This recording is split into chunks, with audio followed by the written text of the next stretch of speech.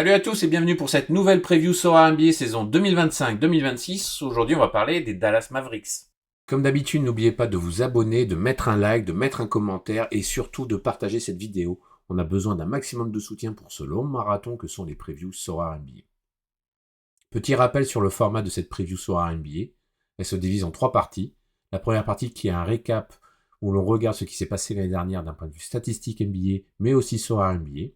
Une deuxième partie qui est consacrée au roster, où l'on verra les mouvements de l'été, la rotation à venir, mais aussi les rookies qui arrivent. Et enfin, la troisième et dernière partie, les choix, où on indique les joueurs qu'il faudrait avoir sur la saison prochaine, mais aussi les forces et faiblesses de l'effectif que l'on pourra utiliser sur cette nouvelle saison NBA 2025-2026. Allez, c'est parti, on commence par le récap. La saison la plus, comment on va dire, blackout, explosion, comme diraient certains, sur la saison avec évidemment le monster trade entre Doncic et Anthony Davis. Nico Harrison au pilori des fans. Nico Harrison qui aura sûrement réalisé, l'histoire le dira, un des moves les plus audacieux, on va dire, et peut-être catastrophiques. On verra, mais on verra ça sur la durée, en échangeant à un des meilleurs joueurs du monde, parce qu'il ne défend pas assez et il n'est pas assez rigoureux. Donc bien motivé le petit Slovène, bravo Nico.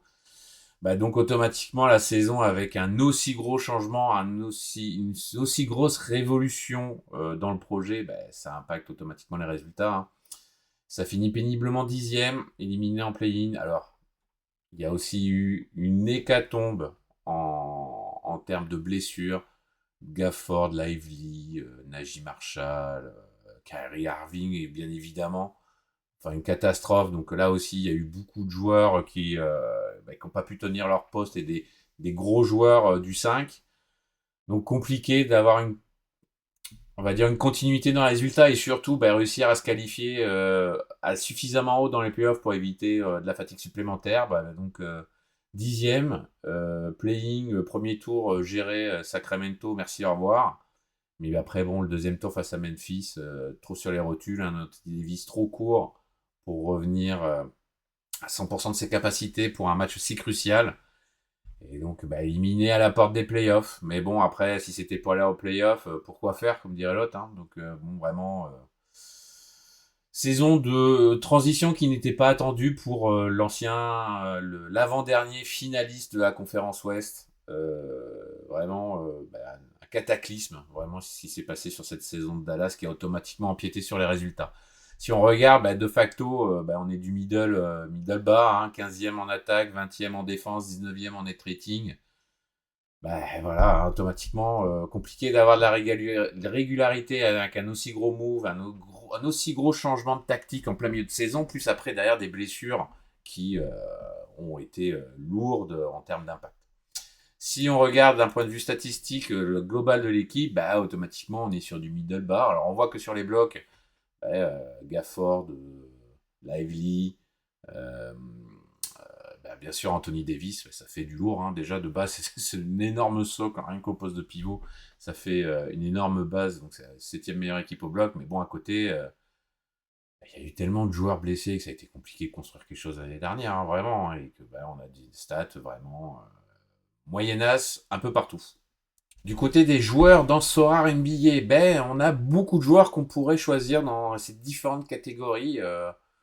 Alors beaucoup plus sur les promesses et sur le joueur de la saison. Bon, on a choisi Kyrie Irving parce qu'on a retrouvé un Kyrie Irving d'une deuxième jeunesse, rayonnant en tant que meneur à côté de Luka et en reprenant les rênes de l'équipe sur les postes d'arrière avec le départ de Luka.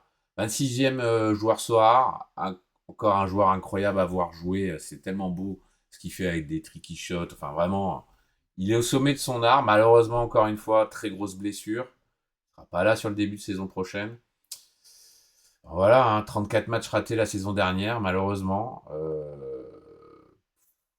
Vraiment, un méga joueur. On aurait pu mettre d'autres joueurs vraiment dedans. Il y a vraiment eu des bons joueurs sur l'ensemble de la saison. On pourrait les mettre un peu entre joueurs et promesses. Hein.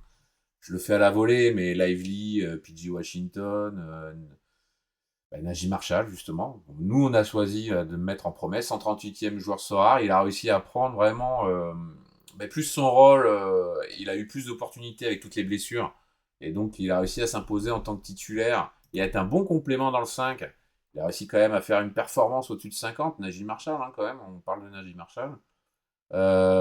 Plus important, il a pu réussir à s'imposer un peu plus dans son rôle de scoring avec les absences de tout le monde et a montré de belles choses. Donc déjà d'un côté de défense, c'est un lock, mais là en plus côté attaque, il a montré de très belles choses. Donc il a vraiment dépassé les espérances et pris un rôle majeur sur la fin de saison. Donc automatiquement, il peut réclamer un rôle important sur la saison prochaine. Enfin, en déception, il faut en choisir un. C'est compliqué de choisir vraiment des déceptions cette année à Dallas parce que il y a beaucoup de blessures et de beaucoup de blessures et donc beaucoup d'absences et des, euh, des éléments où ça n'a pas performant autant qu'on l'attendait. On choisit Klay Thompson. Alors Klay Thompson, d'un point de vue NBA statistique, il a fait une bonne saison. C'est pas exceptionnel, mais c'est plus le Klay Thompson d'il y a 4-5 ans. Hein. Il a fait son rôle, il a bien fait le truc, mais d'un côté Sorar, et là vraiment on part côté Sorar, mais c'est cette performance entre un peu plus de 40 et 55. Et derrière, c'est énormément du 20-30, 20-30, 20-39, voilà, 20-40. Et c'est que ça. Et en fait, le problème, c'est qu'il est titulaire et ça surperf que très rarement. C'est vraiment du middle. Et c'est vraiment pas du joueur qu'on recherche. Alors, il y a des performances basses qui permettent peut-être de mener ou des performances en dessous de 20 qui permettent d'amener de la variance, mais bon, c'est pas une surperformance de fou et une moyenne haute et tout, donc compliqué à choisir. Donc vraiment, on le choisit en termes de déception, en termes de performance Sorar. Voilà, c'est par rapport à une saison qui a été correcte en NBA et qui est plus dans un rôle de troisième option dans une équipe forte, quoi. Donc, fallait faire un choix, donc on l'a fait. Côté récap global de l'équipe dans Soir NBA, ben, les Mavs, c'est ouais, middle. Voilà. C'est pas foufou. C'est même bas en termes de défense. On est au floor du dernier tiers des équipes NBA. Voilà, ça marque pas énormément de points, 19e. Et après, en défense, c'est la 12e équipe à encaisser plus de points. Après, voilà, c'est du bas, si on va dans le détail des postes, des scorings, on voit que le forward, en sortant du banc, avait plus d'aptitude à marquer contre Dallas. Mais voilà, donc c'était une équipe quand même intéressante à viser en saison régulière, qu'il fallait, qui se réfléchissait pardon, sérieusement. Mais bon, après, comme on l'a dit, c'était une équipe qui était tellement décimée sur les blessures, avec une telle rotation et du tel bricolage avec tous les différents profils, que bon, compliqué après d'essayer de se projeter sur la saison prochaine. Bon, on va regarder ce qu'a fait le front office avec le roster. Le roster avec bon un marché de l'été beaucoup moins important après le séisme du transfert de Doncic la saison dernière. Et donc là, c'est vraiment de l'ajustement par rapport à ce qui s'est passé en février dernier.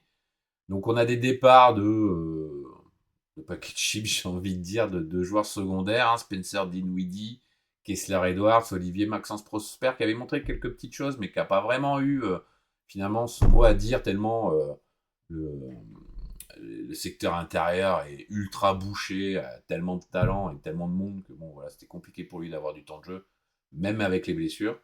Moses Brown aussi, bon là c'était de la piécette pour compléter un roster. Par contre, côté arrivé, on a D'Angelo Russell dont j'avais complètement oublié lors de la preview sa présence de fin de saison au Nets, tellement il est arrivé, il est vite reparti avec sa blessure. Il va retrouver Heidi. Donc ça va être intéressant, surtout ça va être pour pallier tout le temps d'absence du petit père Kyrie Irving. Donc bon, il va falloir faire le taf.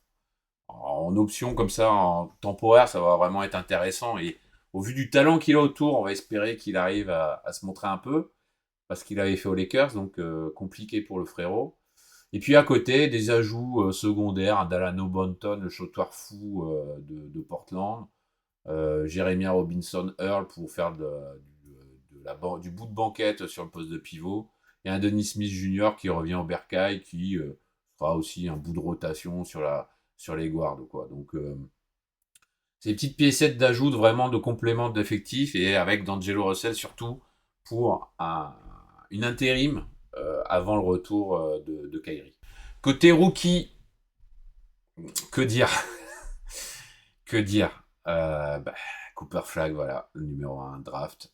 Salaj Doncic, et comme par hasard, complotiste, hein, comme par hasard, hein, Dallas récupère le premier tour.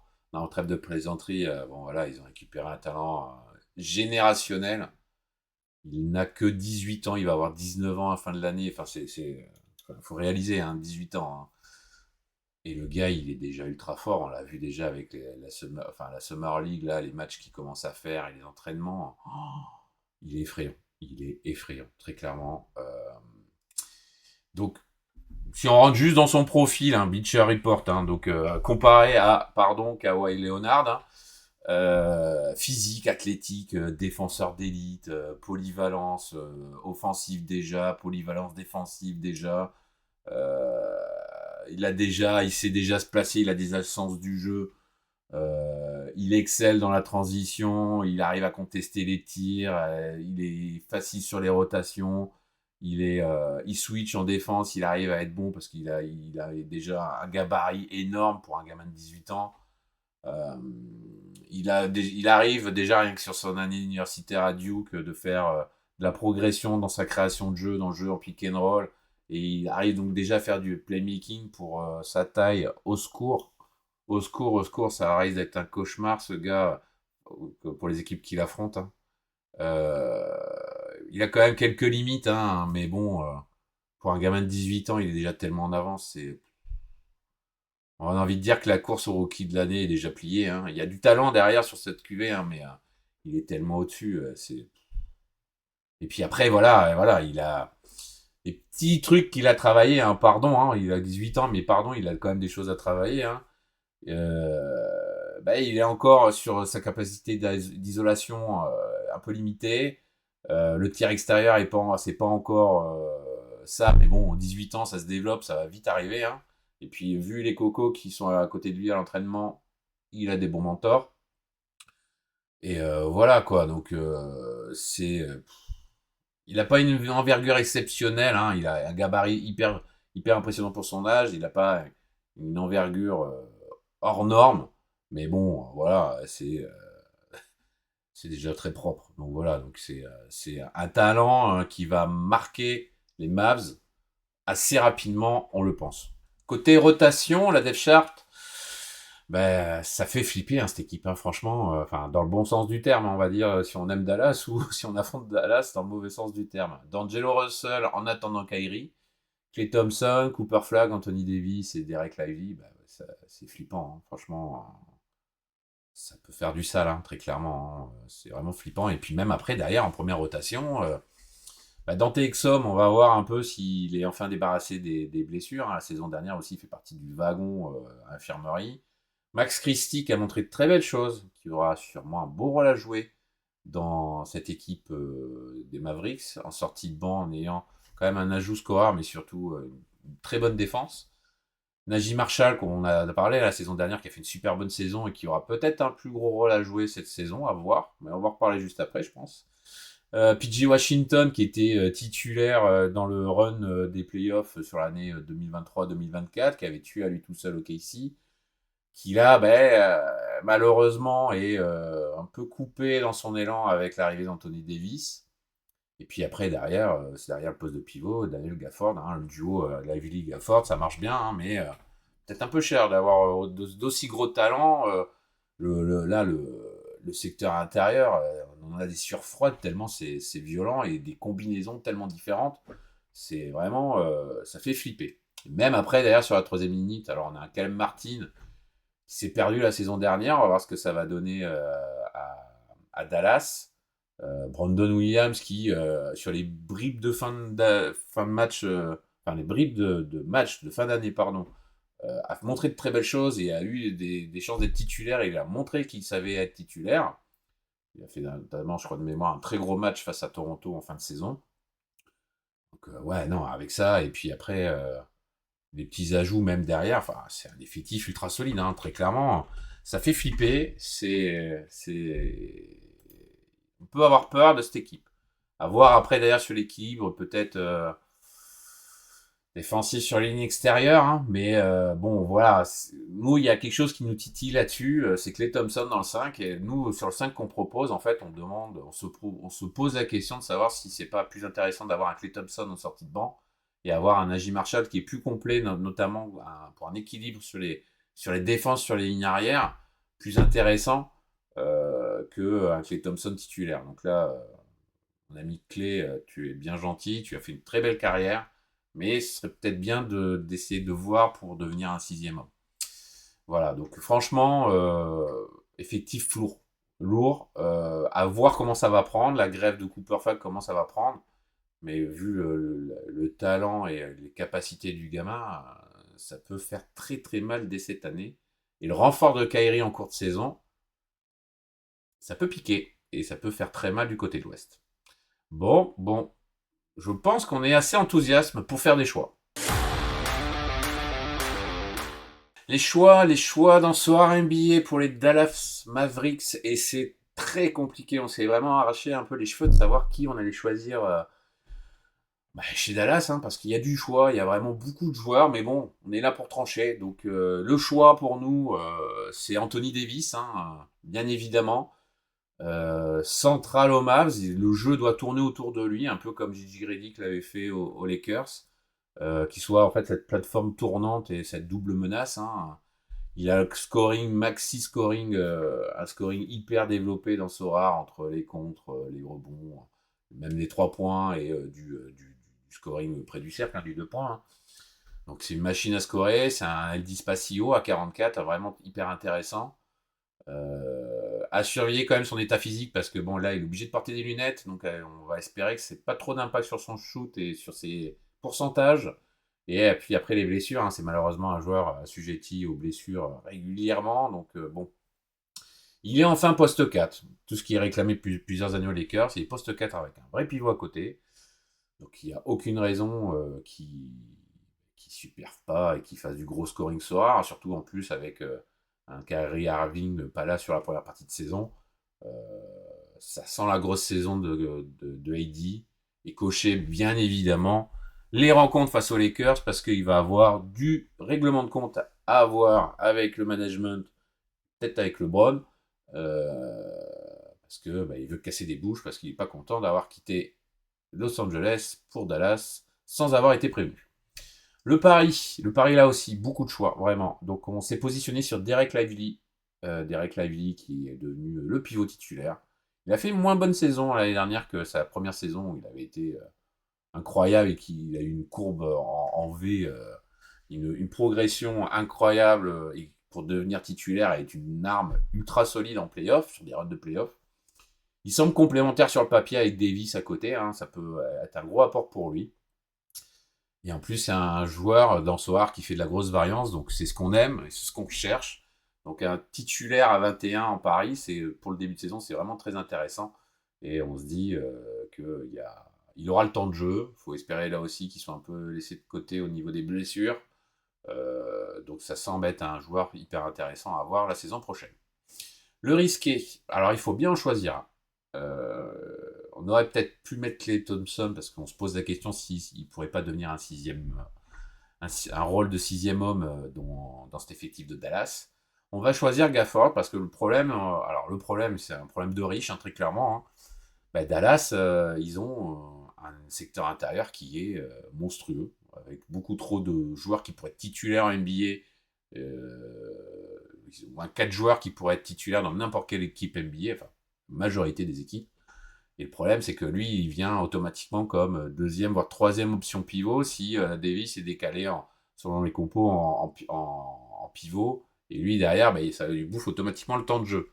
Donc il semble avoir un temps de jeu fortement réduit, hein, pas aussi important que les 25-30 minutes qu'on avait avant. Et puis après, avec tout cet effectif, ça peut être une des monnaies d'échange les plus intéressantes qui pourrait être utilisée par les Mavs en cours de saison. Donc c'est à surveiller.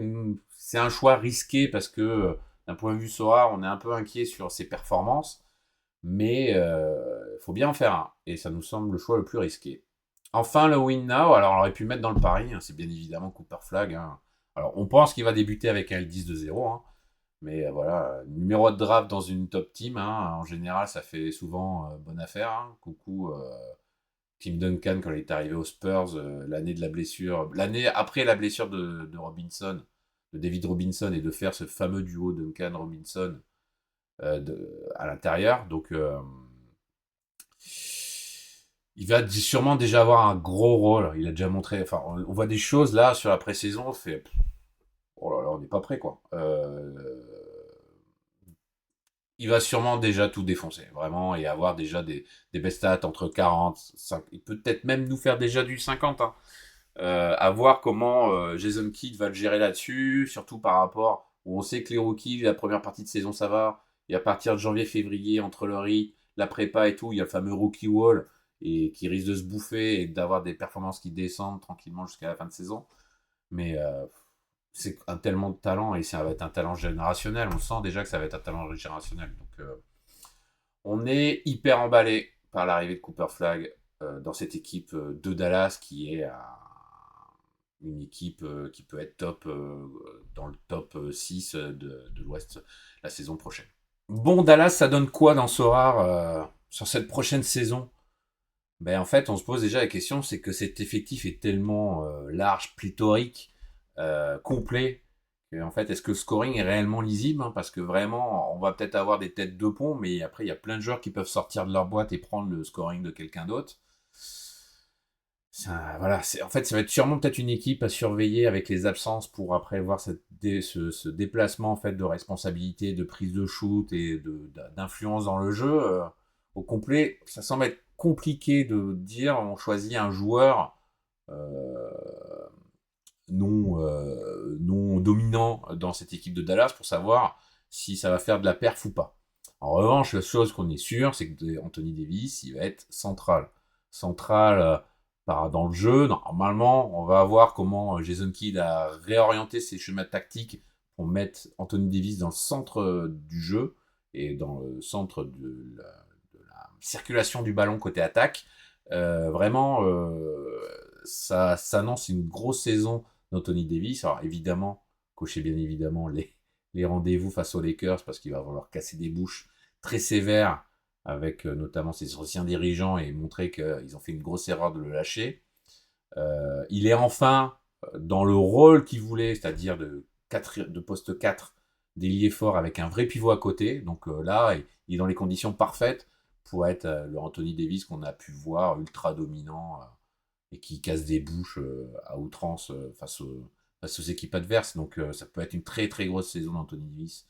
Très clairement, on va espérer qu'on puisse le voir à minima 60-65 matchs sur la saison prochaine. Et enfin, ouais, toujours côté Dallas, Cooper Flag, déjà impactant. Il va avoir tout le temps de se développer. Il va avoir les mentors qu'il faut sur tous les secteurs de jeu. Il sera couvert. Il aura des gars à côté qui seront là pour peut-être anticiper ou du moins combler quelques erreurs de rookie. À voir comment il va être impliqué dans cette équipe de Dallas, comment ça va se passer sa saison. Euh, Quel rôle offensif il va avoir, en défense pareillement. Par contre, il peut faire une saison de folie, hein, très clairement. Hein.